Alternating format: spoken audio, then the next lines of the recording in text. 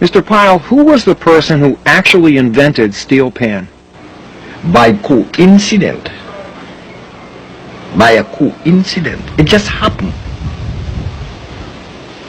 And I could go further to tell you that anyone who tried to claim he had invented the steel bar out of context, no one person would take claim that they invented the pan.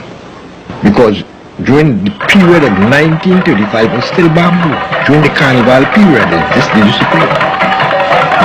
Right? And within a coincidence, during that time, the guys from Gonzales used to be beating the bamboo band. And at the same time, in the yard that they was practicing was a yard they used to call Tantibil yard.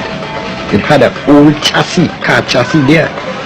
And while they beating the bamboo, a guy used to be knocking the chassis with that song. And by a coincidence, on a Boxing Day, one of the guys beating the bamboo split. And in the heat of this rhythm, he wanted something to beat. Tookie Wilson was his name, Wilson Brothers. And he just dashed around the corner, looking for something to do with him in him, and he wanted something to buy. He picked up a cane pan, and he started beating this cane pan. The others hearing this song, more melodious than the bamboo pounding on the streets.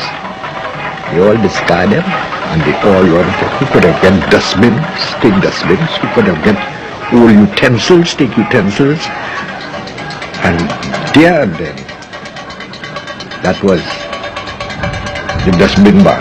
It wasn't steel bar. The name steel bar wasn't invented. It was the dustbin bars. But the typical West Indian is a copycat. A group of fellows only want to hear something and see something. And every man, from east, west, north and south, just disregard bamboo and went to pan. Because, of course, there were poor fellows in the ghetto. They couldn't buy drums in those days. So anybody who has a wash tub or a drum used to steal the drum. You understand? So eventually, this set a revolution for this new invention of the steel bar. Biscuit drums. In those days we had the biscuit company. They lost a lot of biscuit drums. Eventually they then dropped off from the pin pan, dropped off from the biscuit drums, and eventually they went full-fledged into the 45-gallon drums, oil drums, because war had declared in 1939. So Trinidad had its last carnival. Then a construction battalion came from the United States to build a base down at Chagaramas. And of course, the country was poor. And the American came into the country and money started spinning. Prostitution was rampant. When the government had proclaimed the proclamation, no carnival from 1940, this didn't stop the steel band man. There and then, that made the steel band develop more. They hadn't the chance then to parade the streets as they like. They then take for the bed of the river, the dry river, East Dry River, the dry river bed there. They then start beating the pan and playing the instrument on the bed of the river because they know the police is not coming there. In BJDB, victory over Japan,